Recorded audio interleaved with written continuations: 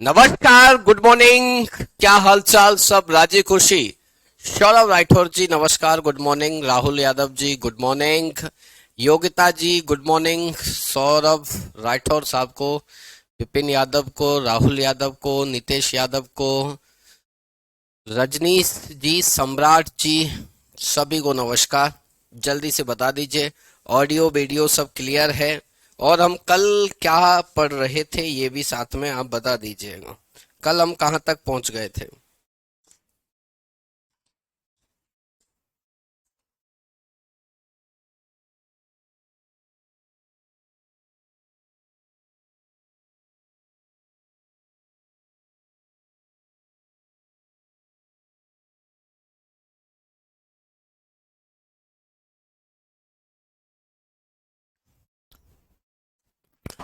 Good morning सभी को।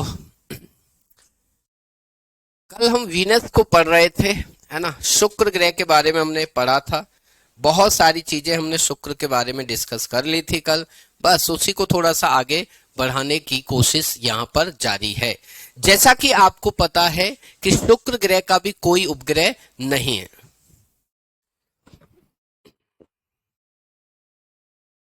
हम्म। Venus को बता रहा था, बिल्कुल। और आपका प्रणाम भैया, प्लेनेट चल रहा था। और ये कौन बोल रहा है कि भैया पीडीएफ फाइल नहीं डली कल की? देखा करो पहले, है ना। ऐप को रिफ्रेश किया करो और उसको देखा करो ठीक से, फिर मुझे बताया करो। ओके।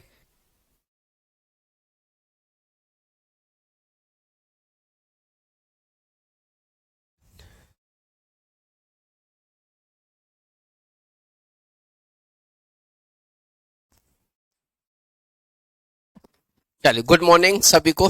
आइए, तो पृथ्वी के सबसे निकटतम है ये। It is the nearest planet to earth. इसके पास भी अपना कोई उपग्रह नहीं है। आकाश में शुक्र को नंगी आंखों से देखा जाता है, यानी बिना दूरबीन के हम इसे क्या है देख सकते हैं। बिना किसी भी चीज के इस्तेमाल के बिना हम इसे आराम से क्या है देख सकते हैं। ओके। इसके बाद अगर हम बात करते हैं, चमकीला पिंड है, ये सबसे चमकीला दिखाई देता है। यह घनत्व, आकार और व्यास में पृथ्वी से काफी समानता रखता है। यानी कि अगर हम बात करते हैं, इसको बात करें, इसका काफी सिमिलर है किसके अर्थ से काफी सिमिलर है। चाहे हम बात करें डेंसिटी की, हम बात करते हैं, या साइज की हम बात करें, या डायमीटर की बात करें, ये सभी चीजों में लगभग लगभग पृथ्वी के समान है। इसलिए हम इसे पृथ्वी की बहन कहते हैं। क्या कहते हैं इसे? पृथ्वी की बहन, अर्थ सिस्टर कहा जाता है इसे। वो भी जुड़वा सिस्टर कहते हैं। क्या कहते हैं हम? जुड़वा सिस्टर कहेंगे हम, है ना। यहां पर कार्बन डाइऑक्साइड 90 से 95% पाया जाता है। ये गैस सबसे ज्यादा है, और इसलिए ये सबसे ज्यादा गर्म हो जाता है। कल भी मैंने आपको ये बताया था कि इसमें कार्बन डाइऑक्साइड की उपलब्धता ज्यादा होने की वजह से ये गर्म हो जाता है, क्योंकि इस पर प्रेशर बन जाता है, प्रेशर कुकर कंडीशन बन जाती है। इस कारण ये सबसे ज्यादा चमकने लगता है। ओके। ओके। चलिए, सब लोग चेक कर लिया करो। उसके बाद ऐप को रिफ्रेश जरूर किया करो थोड़ी देर में। जब भी कभी कुछ नया चीज आप एप्लीकेशन पे चेक कर रहे हैं, आपको दिख नहीं रही है, तो उसको क्या करिए, आप एक बार जो है रिफ्रेश कर लीजिए। चीजें अपने आप दिखना शो हो जाती है ना। कई बार हम रिफ्रेश नहीं करते तो ये दिक्कत आती है। आइए, अब आ जाते हैं हम मंगल ग्रह की। हम बात कर लेते हैं, किसकी बात कर लेते हैं? मंगल ग्रह के बारे में हम यहाँ पर बात करने वाले हैं। किसकी? मार्स प्लेनेट की हम बात कर रहे हैं यहाँ पर। किसकी बात कर रहे हैं? मार्स प्लेनेट की हम बात करते हैं। तो this planet is also called the red planet because of the its red color due to iron oxide। इस ग्रह यह ग्रह हमें जब भी हम स्पेस से देखते हैं, अंतरिक्ष से देखते हैं, तो ये हमें लाल रंग का दिखाई देता है। कैसे रंग का दिखता है? रेड कलर का दिखाई देता है। अब इसका रेड कलर का दिखाई देने का रीजन क्या है? इस ग्रह पर आयरन ऑक्साइड का होना है। कौन सी चीज, कौन सा तत्व ज्यादा मिल रहा है यहाँ पर? आयरन ऑक्साइड की अधिकता है, इस कारण ये हमें कैसा दिखाई देता है? लाल रंग का दिखाई देता है। कैसे रंग का दिखता है? लाल रंग का दिखाई देता है।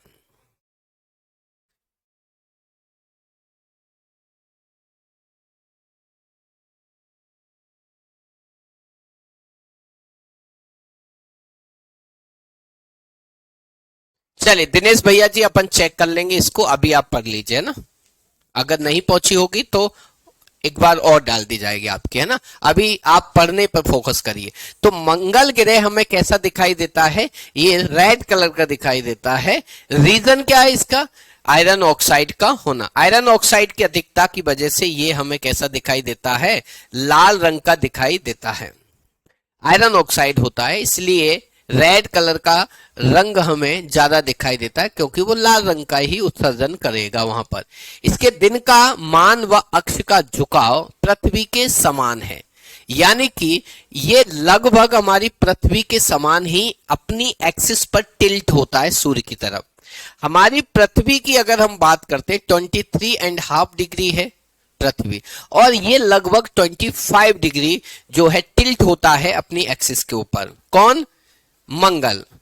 और हमारे पृथ्वी जो अपनी एक्सिस के ऊपर रोटेट होती है, उसका जो रोटेशन टाइम है, ठीक उतना ही रोटेशन टाइम, थोड़ा सा सिमिलर रोटेशन टाइम आपके मंगल का मिलता है। वहीं हमारी अगर हम पृथ्वी की हम बात करते हैं तो अप्रोक्स अगर जाते हैं तो 23 घंटे तो उसे लगते ही लगते हैं, लगभग 24 घंटे में पृथ्वी हमारा पूरा एक रोटेशन क्या है पूरा कर लेती, कंप्लीट कर लेती।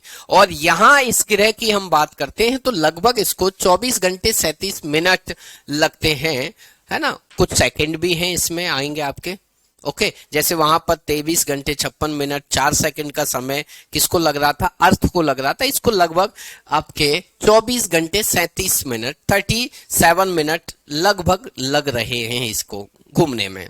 किसके? अपने रोटेशन हो रहा है ये अपनी एक्सिस के ऊपर। तो इसकी सिमिलरिटी अगर हम देखा जाए तो पृथ्वी से काफी ज्यादा मैच कर रही है पृथ्वी, और इसमें ज्यादा अंतर नहीं है। चाहे हम अपनी एक्सिस पर इसका टिल्ट होना, अक्षीय झुकाव हो, चाहे दिन की अवधि हो, जिसे हम दैनिक अवधि भी कहते हैं। ओके, आगे बढ़ते हैं। ये सूर्य की परिक्रमा, यानी कि आगे हम बात करते हैं तो ये एक्सिस पर टिल्ट होना और इसका ये रोटेशन टाइमिंग यहां पर सीजन के लिए इंपॉर्टेंट है, क्योंकि यहां पर ऋतु परिवर्तन होता है। किस ग्रह की हम बात कर रहे हैं? मंगल ग्रह की हम बात करते हैं। तो यहां पर जो है आपका ऋतु परिवर्तन भी देखने को मिलेगा। क्या मिलेगा? ऋतु परिवर्तन देखने को हमें मिलेगा। यहां पर भी चेंज होते, जैसे हमारे यहाँ ऋतु परिवर्तन होता है कि नहीं, उस तरीके से यहां पर भी होगा। लेकिन यहां पर अगर हम बात करते हैं तो हमें 2 ऋतुएं दिखाई देती हैं। विंटर मिलेगी हमें देखने को मिलेगा, विंटर है। समर हमें देखने को मिलेगी, है ना। रेनफॉल हमें जहां देखने को नहीं मिला है अभी तक की जानकारी के अनुसार, हो भी सकता है नहीं भी हो सकता है, लेकिन जहां तक अनुमान है ना, रिसर्च जो कहती है कि नहीं भाई यहाँ पर बरसात नहीं है, जबकि हमारे यहाँ बरसात भी होती है। तो यहाँ पर सीजनल भी चेंजेस हमें देखने को मिलते हैं, है ना। ऋतु परिवर्तन हमें देखने को मिलती है जैसे हमारी पृथ्वी पर होते हैं। उसका रीजन क्या है? इसका अपने अक्ष पर झुका होना और पृथ्वी के समान इसकी जो है चक्र लगाने का जो टाइमिंग है, वो दोनों चीजें यहाँ पर जो है बहुत ज्यादा रोल प्ले करती हैं सीजन के लिए। हमारी पृथ्वी पर अगर हम बात करते हैं तो हमने तो ऋतुओं को बहुत ज्यादा डिफाइन कर रखा है।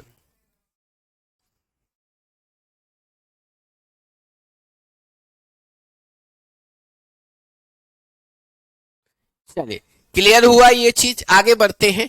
तो ये अप्रोक्स हम चीजें लेकर के चल रहे हैं। इसके बाद सूर्य की परिक्रमा करने में इसको लगभग 687 दिन लगते हैं। सूर्य की परिक्रमा करने को में इसको कितना समय लगता है? 687 दिन लगते हैं, जबकि हमारी पृथ्वी को 365 दिन लग जाते हैं। पृथ्वी कितने समय में घूमती है? 365 दिन में घूम पाती है। इसको लगभग 687 दिन में ये क्या है आपकी सूर्य की परिक्रमा एक कर लेता है। सौरमंडल का सबसे ऊंचा पर्वत निक्स ओलंपिया जो है ये कहां पर स्थित है? निक्स ओलंपिया, ये मंगल ग्रह पर ये सौर मंडल का सबसे ऊंचा है। अभी हाल ही में आपने देखा होगा, मैं यूट्यूब पर ये क्वेश्चन मैं करा चुका हूं। सौर मंडल का सबसे ऊंचा पर्वत शिखर है निक्स ओलंपिया, जो मार्स के ऊपर है। क्या नाम है? निक्स ओलंपिया है, जो अगर हम बात करते हैं तो 3 टाइम हायर है, हाइट है इसकी ज्यादा है देन माउंट एवरेस्ट। ये माउंट एवरेस्ट से 3 गुना ऊंचा है। माउंट एवरेस्ट से कितना ऊंचा है? 3 गुना ऊंचा है ये निक्स ओलंपिया। कितना ऊंचा है? 3 गुना ऊंचा है। क्लियर? तो इसको भी आप याद रखना। यहां पर एक ज्वालामुखी भी है, सबसे बड़ा ज्वालामुखी है, ओलिपस मैसी नाम का एक ज्वालामुखी भी यहां पर खोजा गया है। कहां पर? मंगल ग्रह की हम बात कर रहे हैं। आगे बढ़ते हैं। इसके अलावा इसमें और कोई चीज छूटी है? ओके, इसके 2 उपग्रह भी है, वो शायद यहां पर नहीं है, मैं यहां लिख देता हूं। इसके 2 उपग्रह हैं, फेबोस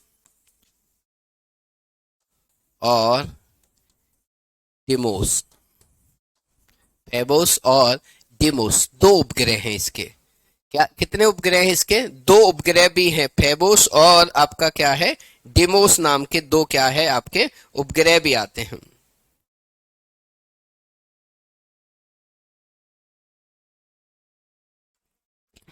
एक और है यहां पर, डिमोस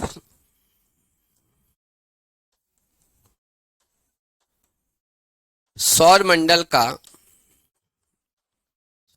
का सबसे छोटा उपग्रह है। इसके 2 सैटेलाइट हैं। किसके? मंगल के 2 सैटेलाइट है, फेबोस और डिमोस। डिमोस नाम का जो सैटेलाइट है वो हमारे सौर मंडल का, सोलर सिस्टम का सबसे छोटा सैटेलाइट है। सबसे क्या है? छोटा सैटेलाइट है।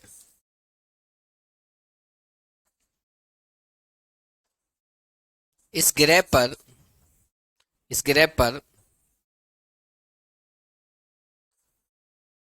Oxygen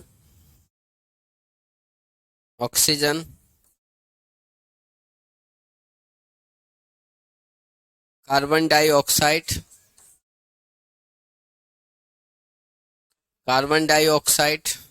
oxygen, carbon dioxide, nitrogen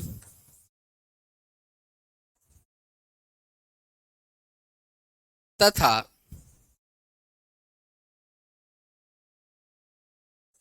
जल की भी खोज की गई है। जल की भी खोज की गई, यानी कि पृथ्वी के अलावा अगर कहीं पर पॉसिबिलिटी बनती है लाइफ की, तो वो कौन सा है आपका? वो रहेगा आपका मंगल ग्रह। कौन सा है? मंगल ग्रह, जहां पर हम जो है जीवित रह सकते हैं, घर भर बना सकते हैं मंगल ग्रह पर। ओके, तो ये कुछ पॉइंट है जो आप नोट कर लेंगे। वैसे आपको ये मिलेगा ही पीडीएफ फाइल, उसमें आपका हो जाएगा। अगला हम देखते हैं, आगे कुछ है इसमें, कोई चीज छूटी है? नहीं। बृहस्पति की हम बात करते हैं। यह सौर मंडल का सबसे बड़ा ग्रह है। यह सौर मंडल का क्या है? सबसे बड़ा ग्रह है। ये लगभग पीला दिखता है ना, पूरी तरह से पीला नहीं है, है ना, हल्का पीला दिखता है। ये ऐसा लिख देते हैं, नहीं तो आप बोलोगे हल्का पीला दिखाई देता है। तो ये क्या है? It is the largest planet in the solar system.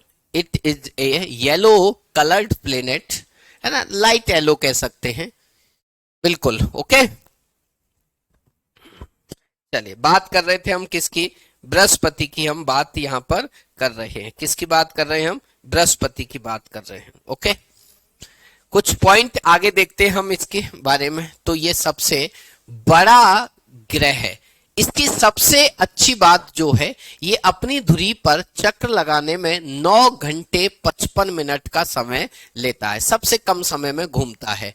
अपनी एक्सिस के ऊपर अगर हम बात करते हैं 9 आवर्स 55 मिनट में ये क्या है, अपनी एक्सिस पर ये रोटेट हो जाता है।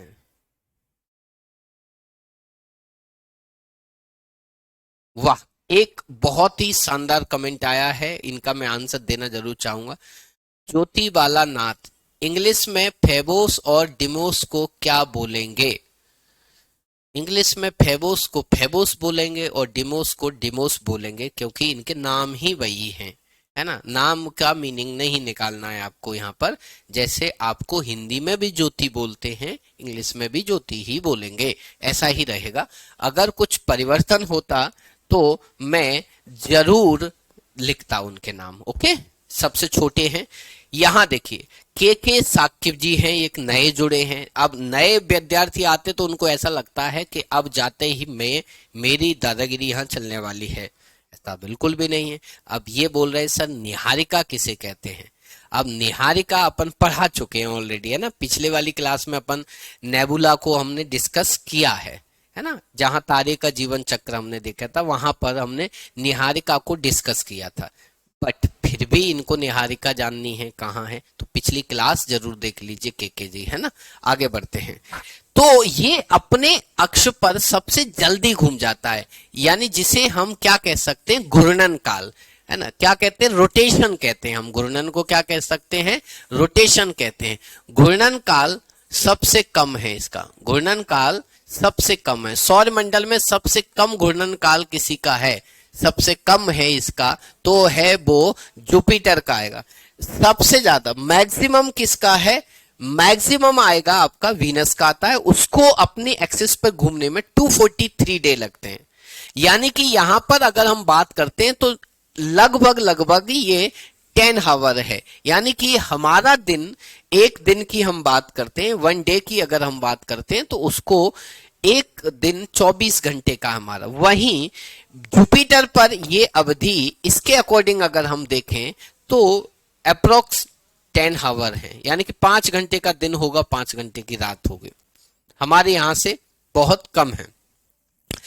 यही टाइमिंग सबसे ज्यादा rotation time, maximum rotation timing वाला जो प्लेनेट है वो वीनस आता है 243। शुक्र ग्रह को सबसे ज्यादा टाइम लगता है 243 दिन। सबसे कम समय लगता है जुपिटर को 9 घंटे 55 मिनट लगता है। कितना लगता है? 9 घंटे 55 मिनट।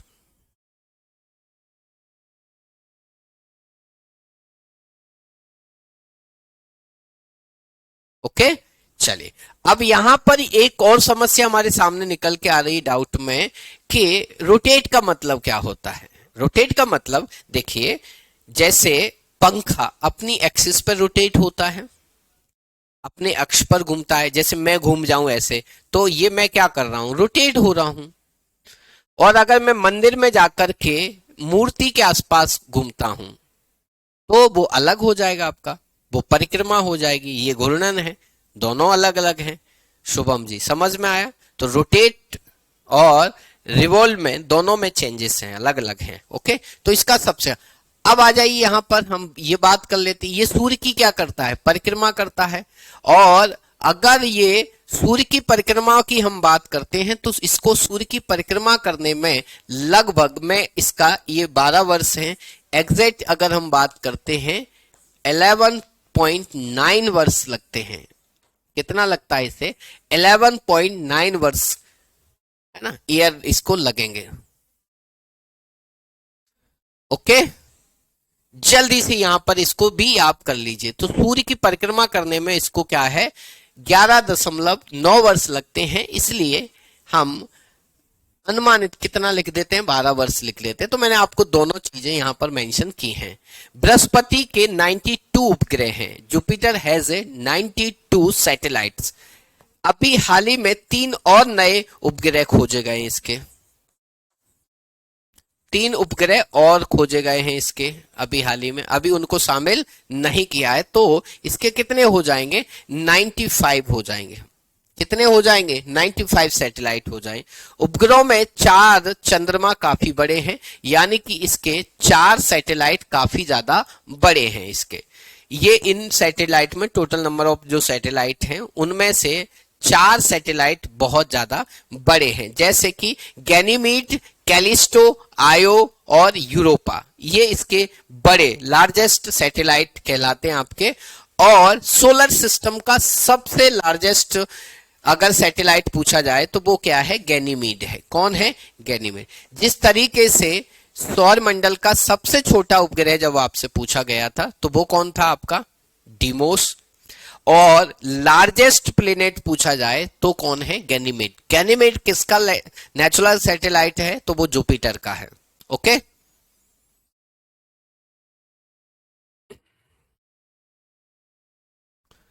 चलिए आगे बढ़ जाएं।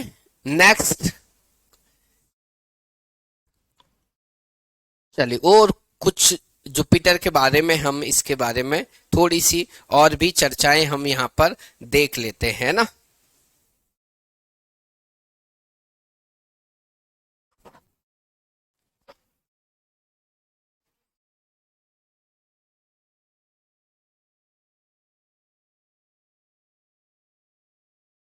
कुछ पॉइंट हैं,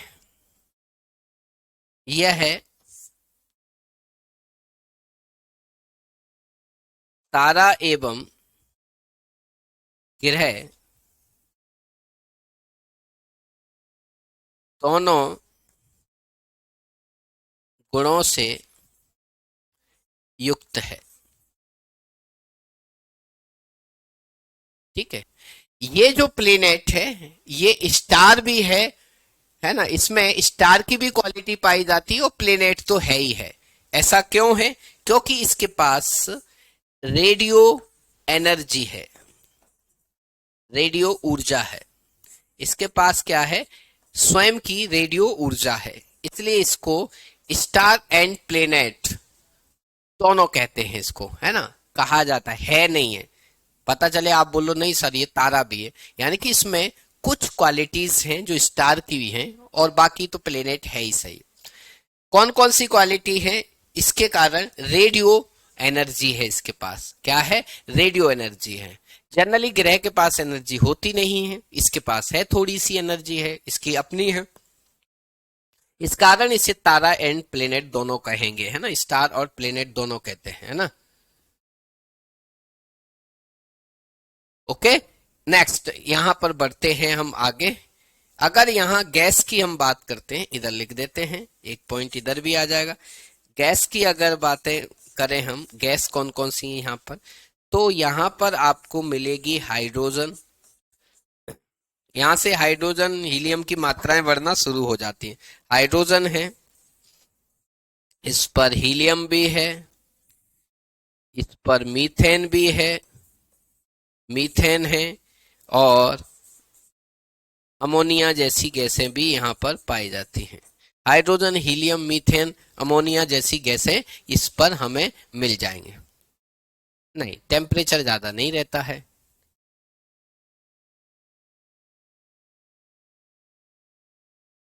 नहीं नहीं, ये जुपिटर की हम बात कर रहे हैं ना।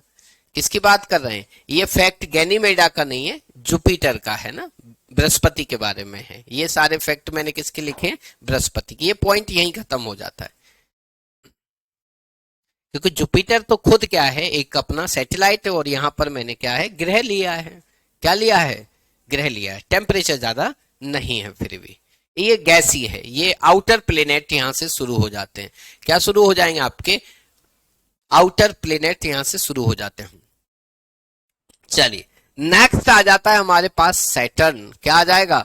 सैटर्न आ जाता है, शनि आ जाता है। अगर हम बात करते हैं, यह आकाश में पीले से रंग का दिखेगा, हल्का पीला ये भी दिखाई देता है। रंगों पर ना जाएं आप, है ना, क्योंकि रंगों को लेकर के काफी ज्यादा आपको परेशानियों को देखना पड़ेगा, है ना। तो रंगों की तरफ आप नहीं जाएंगे, है ना, हल्का सा पीला है ये।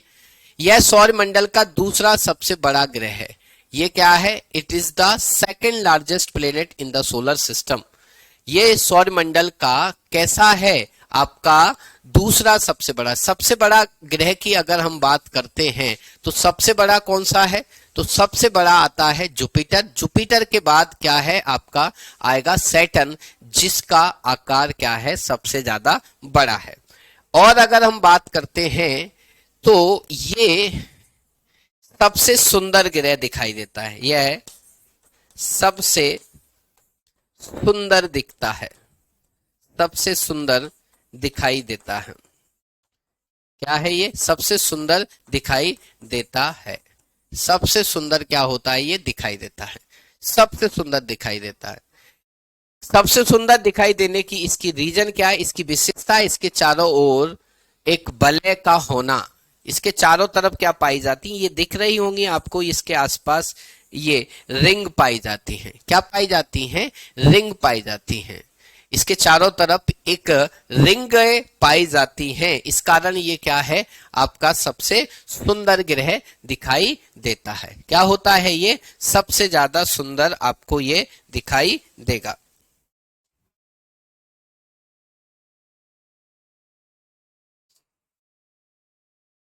ओके, अब इस वलय की हम बात करते हैं। इधर आ जाइए। इसमें क्या है, ऐसे छोटे छोटे कणों से मिलकर के एक रिंगे बनती हैं। ऐसी छोटे छोटे कणों से मिलकर के क्या बन जाती हैं? इसके आसपास ऐसे छल्ले टाइप के बन जाते हैं, जो इसके साथ साथ में क्या होते हैं?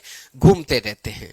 क्या होते हैं? इसके साथ साथ में घूमते रहते हैं। अगर आपसे रिंग का नंबर आपसे पूछा जाए, रिंग की संख्या आपसे पूछी जाती है, तो टोटल संख्या है इनकी कितनी है? 7 आ जाएगी। टोटल कितनी? 5 तो स्पष्ट दिखाई देती है, बिल्कुल क्लियर दिखाई देती है। और टोटल कितनी है? 7 वलय इसके पास में पाई जाती है।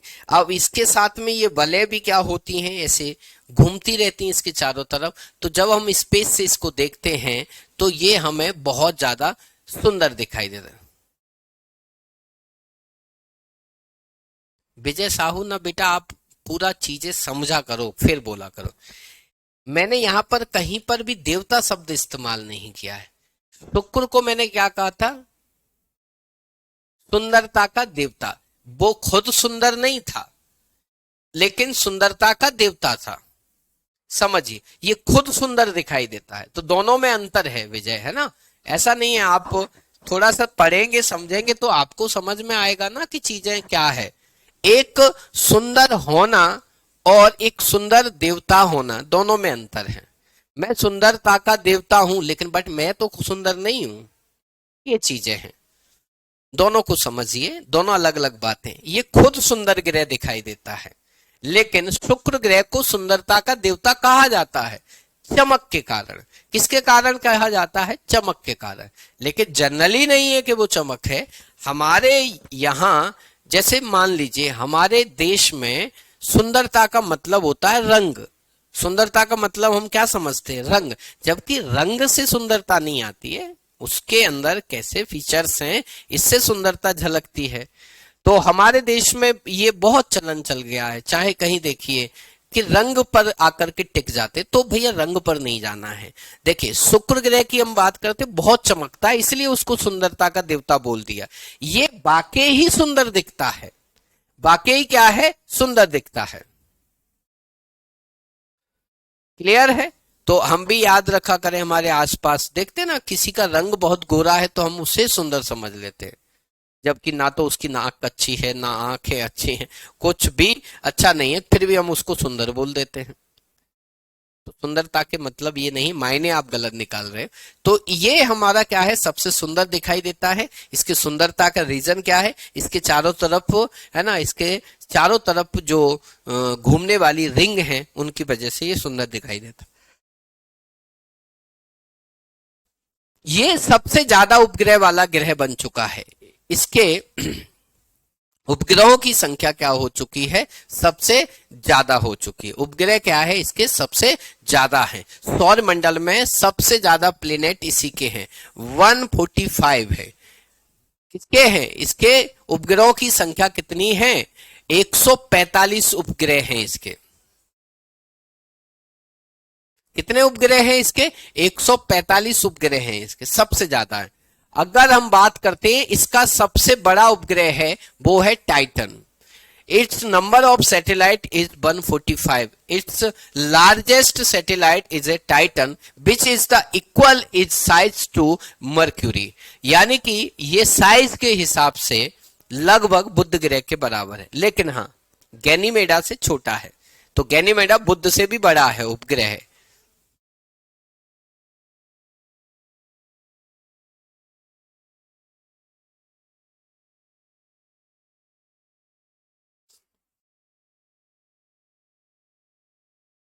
चलिए मैं पढ़ा लूं आपको, आपके बहुत ज्यादा डाउट आ रहे हैं।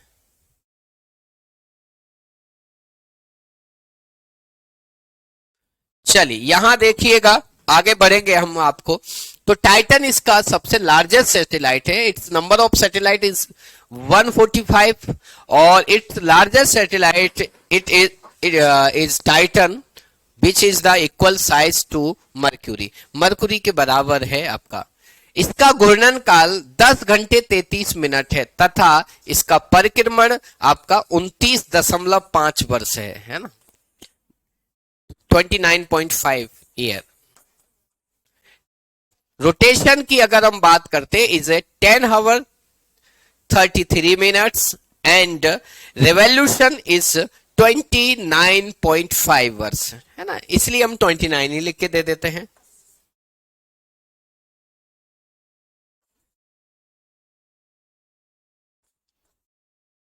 Yes, clear. ये हम बात कर रहे थे किसकी, ये हम बात कर रहे थे आपकी सैटर्न के बारे में बता रहे थे। अब कुछ एक्स्ट्रा पॉइंट मैं अपनी तरफ से आपको बता देता हूं शनि के बारे में। इसका घनत्व सबसे कम है, इसका घनत्व सबसे कम है, सबसे कम है। घनत्व क्या है, सबसे कम है, यानी कि इसकी डेंसिटी जो है सबसे कम है।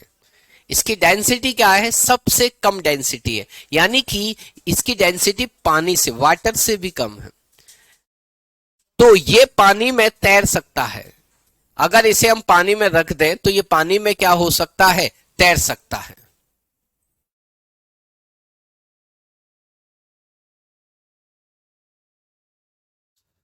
सर मुझे अभी तक सैटेलाइट का मतलब समझ नहीं आ रहा। सैटेलाइट अभी मैंने पढ़ा है नहीं, सैटेलाइट का मतलब उपग्रह होता है, अभी पढ़ेंगे अपन, है ना। चंद्रमा ये हमारे अर्थ का सैटेलाइट है जो अर्थ के चारों तरफ घूमता रहता है। ऐसे ही सभी ग्रहों के अपने अपने सैटेलाइट होते हैं। कुछ ग्रहों के होते हैं, कुछ ग्रह के नहीं होते, कुछ के बहुत ज्यादा होते हैं, कुछ के बिल्कुल नहीं होते। जैसे मरकरी और विनस का कोई सैटेलाइट नहीं है, अर्थ का एक है, मार्स के 2 हैं, जुपिटर के 92 95 हैं आपके, सबसे ज्यादा किसके, शनि के 145 हैं। ठीक है, आगे देखते हैं। ये 146 कर दिए बेटा, उसको शामिल होने दीजिए यहां पर। इसका सबसे कम घनत्व है, यानी सबसे हल्का, सौरमंडल का सबसे हल्का ग्रह है, लाइट वेट। सौरमंडल का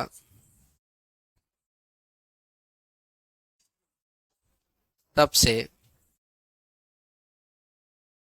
हल्का ग्रह, ये सौरमंडल का सबसे क्या है, हल्का प्लेनेट है आपको, सबसे हल्का ग्रह है, सबसे हल्का।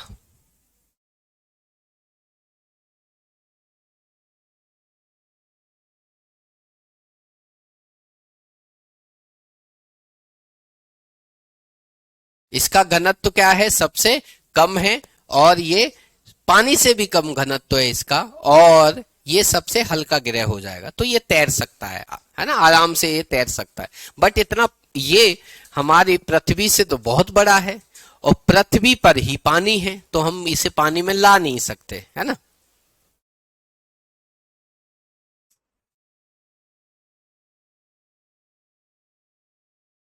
चलिए, एक हमारे महानतम विद्यार्थी जुड़ गए हैं जिनकी योग्यता को हम सलाम करना चाहेंगे, है ना, जिनकी अभी तक सुबह नहीं हुई है। उनका नाम है रमन कुमार जी। बेटा मैं यहाँ किस लिए आया हूँ, पढ़ाने के लिए आया हूँ।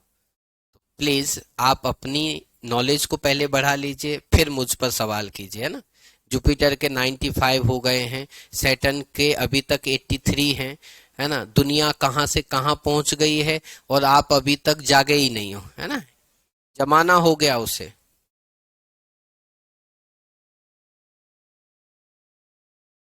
ओके। मैंने अभी भी आपको बताया था कि जुपिटर के 92 सैटेलाइट मान्य हैं, 3 सैटेलाइट को लेकर के कंफ्यूजन बना हुआ है, अभी तक उनको शामिल नहीं किया है, तो उनको भी मिला देंगे तो अपन कितने हो जाते हैं, 95 हो जाती है। ये बात मैंने आपको बताई है, ठीक है, आप सबको बताया है और लिखा भी है। ऐसा नहीं है कि आपको कोई गलत जानकारी दे दी जाएगी। देखिए 3 उपग्रह और खोजे गए हैं, लिखा है मैंने यहाँ पर कि नहीं लिखा है। टोटल कितने हो गए आपके, 95 हो गए। यहां पर मैंने आपको बताया है आपका कितने हैं, 145। अब इनकी सुबह हो ही नहीं रही है कि ये 145 तक नहीं पहुंच पाए, अभी 83 तक ही अटके हुए हैं। कोई टीचर आपको यहाँ पढ़ा रहा है तो मतलब उसके पास जानकारी होगी तभी पढ़ा रहा है, ऐसे तो आएगा नहीं कि सो के उठ के सीधा आपके सामने आ गया।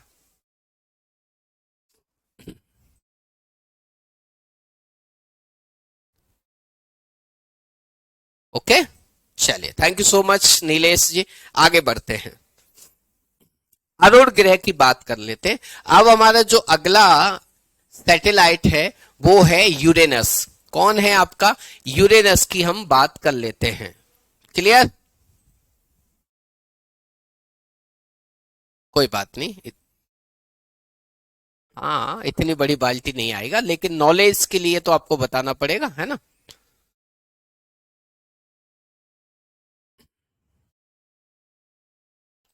तलवीर जी फिर तो पढ़ना ही बेकार है, मेरा पढ़ाना बेकार है और आपका पढ़ना बेकार है कि जो फैक्ट अपन लिख रहे हैं वो समझ में नहीं आए तो, है ना। पृथ्वी को अपन डिटेल में करेंगे पंकज जी, है ना, तो जैसे ही अपनी पृथ्वी स्टार्ट होगी तो फिर पृथ्वी को अपन डिटेल में लेके चलेंगे, है ना। ओके, और सुन लूं मैं इनकी बातें, क्योंकि फिर टाइम हो जाएगा तो मैं इनको जवाब नहीं दे पाऊंगा, है ना। दलवीर भैया, अगर सनी के 145 सैटेलाइट हैं तो इसको कैसे समझाया जाए, आप मुझे बताइएगा तो मैं आपको बहुत अच्छे से समझाऊंगा। गिन के बताऊं या सैटेलाइट पर ही चले अपन। नहीं अरविंद, 146 नहीं है, है ना, 145 ही है। ये अभी बीच में न्यूज आई थी अपने पास कि एक और ग्रह उपग्रह खोज लिया गया है शनि का, तो अभी उसको लेकर के थोड़ा सा डाउट बना हुआ है, तो अपन अभी 145 ही लेके चलेंगे, है ना। जैसे ही हो जाएगा तो मैं खुद आपको बताऊंगा कि अब आपको क्या करना है, 146 करना है। ओके,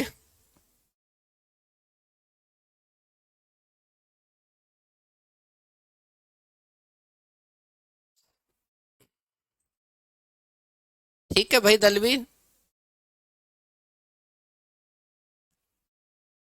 बाकी किसी को समस्या हो तो जल्दी से बता दीजिए, फिर अपन आगे बढ़ते हैं। अगर हम बात करते हैं, किसकी हम बात कर रहे हैं, यूरेनस की हम बात करते हैं, यूरेनस प्लेनेट की हम बात करते हैं, तो इसकी खोज 1781 में विलियम हर्सेल द्वारा की गई थी। यह सौरमंडल का तीसरा सबसे बड़ा ग्रह है, यानी कि सबसे बड़े की अगर हम बात करते हैं तो सबसे बड़ा कौन है, जुपिटर, जुपिटर के बाद सैटर्न, सैटर्न के बाद यूरेनस, यूरेनस के बाद आपका नेपच्यून, नेपच्यून के बाद अर्थ, अर्थ के बाद वीनस, वीनस के बाद मार्स, मार्स के बाद मर्क्यूरी। ओके,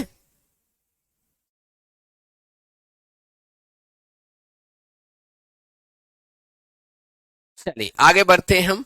तो इसकी जो खोज की थी वो किसने की थी, आपके विलियम हर्सेल के द्वारा 1781 में की गई थी, आपकी 1781 में की गई थी। इसके चारों ओर बले हैं, देखिए इसके चारों ओर भी आपको हल्की सी बले दिख रही होंगी, है ना, ये दिख रही हैं आपको, ये तो कलर ही मैच हो गया, दूसरे कलर से दिखाता हूं। इसके चारों तरफ भी क्या है, आपको ये कुछ बले देखने को मिलेंगी, बट ये बले स्पष्ट दिखाई नहीं देती हैं, पूर्ण विकसित नहीं है, है ना, पूरी तरह से विकसित नहीं है। सबसे ज्यादा विकसित बले जो हमें मिलेंगी वो किसके पास है, शनि के पास है। इसके पास, इनके पास भी बले हैं, बट ये बले क्या है, पूर्ण विकसित नहीं है, है ना, पूरी तरह से डेवलप नहीं है। बीच बीच में क्या आ जाते हैं, गैप आ जाते हैं, जैसे भले फिर इसमें गैप आ जाता है, बीच बीच में क्या है, इसमें गैप है, इस कारण ये पूरी तरह से विकसित नहीं है, फुली डेवलप रिंग नहीं है, इसकी रिंग है लेकिन फुली डेवलप नहीं है। ओके,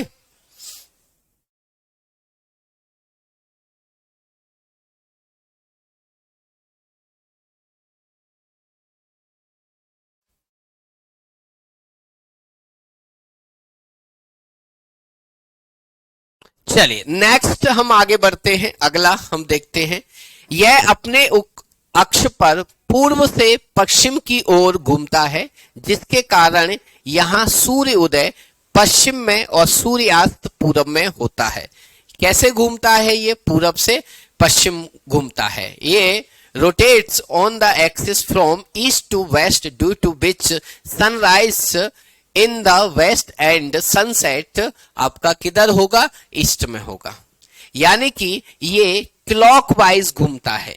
एकमात्र हमारा प्लेनेट है, दो प्लेनेट हो जाएंगे, एक और है ऐसा ही करने वाला, कौन है, एक शुक्र ग्रह भी है जो इसी तरीके से रोटेट होता है आपका, कैसे, ईस्ट से वेस्ट रोटेट होता है।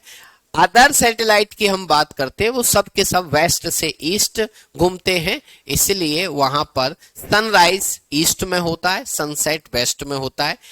वीनस और आपका यूरेनस ऐसे प्लेनेट हैं जो आपके क्लॉकवाइज घूमते हैं, बाकी सब के सब क्या होते हैं, एंटी क्लॉकवाइज घूमते हैं। ये दोनों क्लॉकवाइज घूमते हैं। ये अपने अक्ष पर घूर्णन की हम बात करते हैं, अपने एक्सिस के ऊपर कितने समय में रोटेट हो जाता है, तो इसका रोटेशन पीरियड है आपका 17 घंटे 14 मिनट। जबकि अगर हम बात करते हैं ये सूर्य में कितने दिन में परिक्रमा कर देता है, तो इसका रिवॉल्यूशन टाइम इसका 84 ईयर है। कितना है, 84 ईयर है। कितना है इसका, 84 है। ये अपने एक्सिस पर सबसे ज्यादा टिल्ट है, ये अपने एक्सिस पे क्या है, ये सबसे ज्यादा टिल्ट है, ये भी समझना है। ये अपने एक्सिस पर सबसे ज्यादा झुका हुआ है, इसलिए इसे हम लेटा हुआ ग्रह भी कहते हैं। सबसे ज्यादा झुका हुआ है, सूर्य की तरफ एकदम से झुक गया है ये, तो ऐसा लगता है कि ये एकदम से लेटा हुआ ग्रह भी हम इसे कहते हैं, कि अपने एक्सिस पर सबसे ज्यादा ये झुका हुआ है। इसके 27 उपग्रह हैं, सुन लीजिए यहां पर, इसके 2 और उपग्रह खोज लिए गए हैं। कितने, 2 और उपग्रह इसके खोज लिए गए हैं, तो इसके लगभग कितने हो जाएंगे, 29 हो जाएंगे। इसका जो सबसे बड़ा उपग्रह है उसका नाम है टाइटेनिया। इसका लार्जेस्ट प्लेनेट जो है उसका नाम क्या है, टाइटेनिया है। ओके, क्या है, टाइटेनिया। नेक्स्ट हम आगे बढ़ते हैं, वरुण की हम बात कर लेते हैं। किसकी बात कर लेते हैं, वरुण ग्रह की हम बात करते हैं। तो यह सूर्य से सबसे दूर स्थित है, सबसे ज्यादा दूर स्थित ग्रह है आपका। इसकी खोज 1846 में जर्मन खगोल शास्त्री जॉन गाले के द्वारा की गई थी। इसे हरे रंग का भी हम ग्रह कहते हैं, मत जाइए रंग को लेकर के, है ना, मैंने बोला है रंगों को लेकर के काफी ज्यादा चीजें मिलेंगी। इसके चारों तरफ मीथेन के अति शीतल बादल हैं। अगर आपसे पूछा जाए मीथेन क्लाउड किस ग्रह के पास है, तो वो नेपच्यून के पास आते हैं। किसके पास है, नेपच्यून के पास मीथेन के क्लाउड आपको मिलेंगे। It is the very cold planet due to the presence of a very cold cloud of methane all around. इसके रीजन क्या है, इसके चारों तरफ पाए जाने वाले मीथेन के जो क्लाउड है उसकी वजह से ये बहुत ज्यादा ठंडा हो जाता है। दूसरी बात, ये सूर्य से भी बहुत ज्यादा दूरी पर है, तो इस पर सूर्य का प्रकाश भी कम पहुंच पाता है, और सूर्य का प्रकाश कम पहुंच पाता है, इस कारण यहाँ पर ऊष्मा भी कम है, एनर्जी भी कम मिल पाती है, इस कारण ये ठंडा रहता है, क्योंकि ये सबसे ज्यादा दूरी पर स्थित है। इसके कुल 13 उपग्रह, एक उपग्रह अभी हाल ही में इसका भी खोज लिया गया है नया, तो ऑप्शन में ध्यान रखना, 14 आ जाए 13 आ जाए तो ध्यान रखेंगे। इसका सबसे बड़ा, इसका जो है टोटल नंबर ऑफ सैटेलाइट 13 हो गए, the largest of which is the Triton. क्या है इसके उपग्रह का सबसे बड़ा उपग्रह का नाम क्या है, टीट्रॉन है, यहां पर इसको याद रखना। यह सूर्य की परिक्रमा 164.79 वर्ष यानी कि अप्रोक्सीमेटली 165 वर्ष में यह सूर्य का परिक्रमण पूरा कर लेता है। It revolves around the sun is in 164.79 years या फिर अप्रोक्सीमेटली 165 ईयर में ये कंप्लीट कर लेता है। अगर ये अपने एक्सिस पर हम घूमने की बात करते हैं तो 15 घंटे 57 मिनट में ये अपनी एक्सिस पर घूम लेता है ये दिन। इस ग्रह पर बर्फ की मात्रा अधिक है, इसलिए इसे बर्फ दानव भी कहा जाता है। यहां पर क्या है, बर्फ, यानी कि बहुत ज्यादा बर्फ है इस ग्रह पर, इसलिए इसको क्या कहते हैं हम, बर्फ दानव भी कहा जाता है। आइस डोमेन इसे कहते हैं। तो ये हमारे क्या है, आपके ग्रह थे, आठों के आठों ग्रह हमने क्या है पढ़ लिए हैं। अगला जो टॉपिक होगा सौरमंडल के अंतर्गत ही कर लेंगे या हम अलग से टॉपिक का नाम यहां पर मेंशन कर देंगे और फिर उसको क्या है पढ़ना शुरू करेंगे हम। ओके,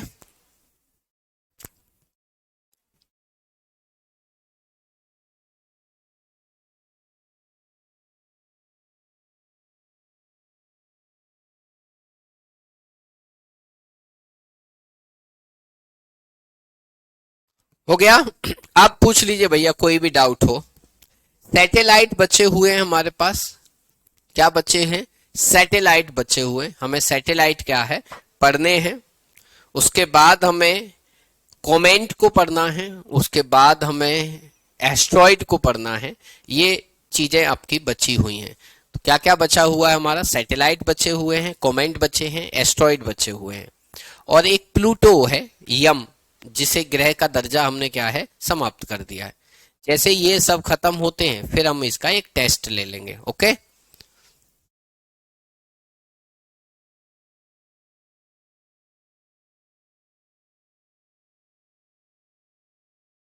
गैनीमेड, सभी सैटेलाइट में सबसे बड़ा सैटेलाइट जो है वो गैनीमेड है, जो जुपिटर का है, लिखा रखा है ना। उसके बाद अर्थ पढ़ेंगे हम भैया, अर्थ का नंबर आएगा, अर्थ का नंबर आएगा, क्यों नहीं आएगा। ये देखिए, ये साफ लिखा है, सौर मंडल का सबसे बड़ा उपग्रह गैनीमेड है, सौर मंडल शब्द लिखा है। हाँ, इस टॉपिक के बाद गए, the largest satellite of the solar system is Ganymede. Okay, लिखा हुआ है, ऐसा नहीं है कि अपन ने चीजों को नहीं बताया। और कोई समस्या हो तो आप मुझे पूछ लीजिए। इसके बाद अपन अर्थ को स्टार्ट करेंगे, है ना। बंटी वैसे तो पीडीएफ डेली डल जाती है, हो सकता है आपकी ना डली हो कल की, मैं एक बार और चेक कर लूंगा और आज की और कल की दोनों की भेज देंगे अपन, है ना।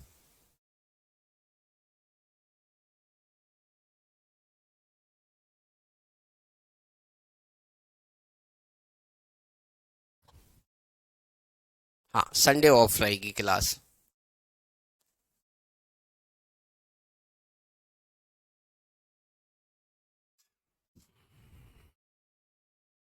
पवन जी बोले तुरंत डाल दिया करो, हाँ बेटा।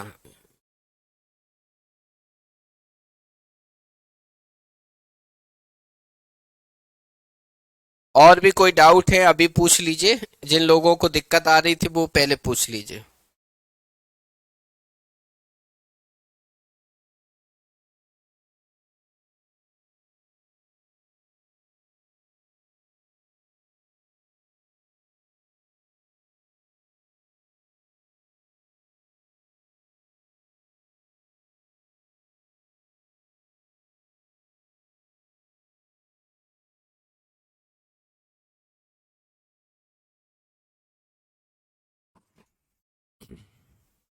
पहले 9 थे। हाँ, पहले 9 थे, अब नहीं है ना। नौवा ग्रह हुआ करता था, अब उससे ग्रह का दर्जा छीन लिया है। शुक्र ग्रह पर किस प्रकार के अम्ल के बादल है, सल्फ्यूरिक अम्ल। क्या आएगा, सल्फ्यूरिक अम्ल के बादल हैं शुक्र पर। बुक कब आएगी, बुक का मेरे से क्या लेना देना है मुझसे। नहीं, बुध पे नहीं रह सकते, शुक्र पे नहीं रह सकते। रह सकते हैं तो मंगल पे रह सकते हैं, बस इसके अलावा नहीं रह सकते।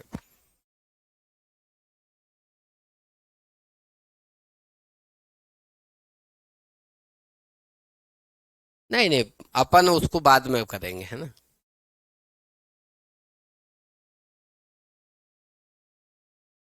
नहीं, छोटा होने की वजह से नहीं है। मैंने आपको क्लास जब शुरू की थी तब मैंने बताया था कि प्लूटो के साथ एक समस्या थी।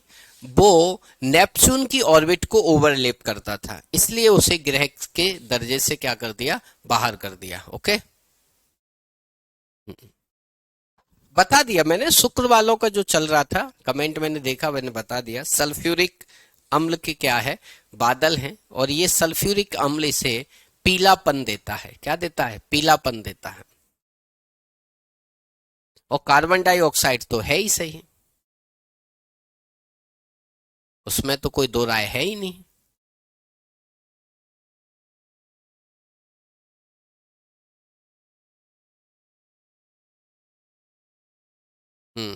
ऑर्बिट क्रॉस कर रहा था। हाँ, मंगल पर जीवन संभव है।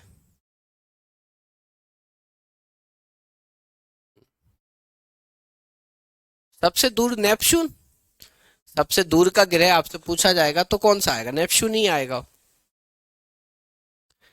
चलिए, मजा आया आप लोगों को पढ़ के, मुझे भी अच्छा लगा आप लोगों को पढ़ा करके। एक दो अपवाद स्वरूप सामाजिक तत्व हैं अपनी क्लास में, उनको छोड़ दिया जाए तो बाकी सभी विद्यार्थी बहुत अच्छे हैं, अच्छे से पढ़ते हैं। ओके, मंगल पर जीवन बिल्कुल संभव है बेटा, लेकिन मंगल पर अभी जीवन संभव नहीं है। जाओगे कैसे, सामान की जरूरत पड़ेगी वहां पर, है ना। ठीक, तो आज के लिए रखते हैं हम इतना ही। Thank you so much, bye bye, जय हिंद।